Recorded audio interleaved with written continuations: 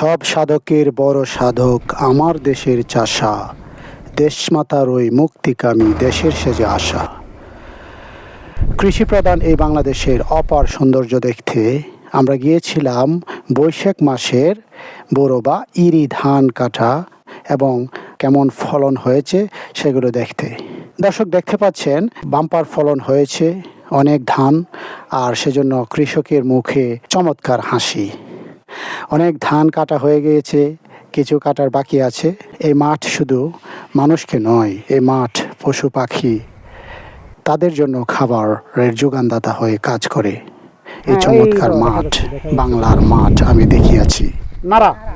প্রকৃতির এই অপার সৌন্দর্যের লীলাভূমি বাংলাদেশের কৃষকরা রোদে পড়ে বৃষ্টিতে ভিজে মাথার ঘাম পায়ে ফেলে আমাদের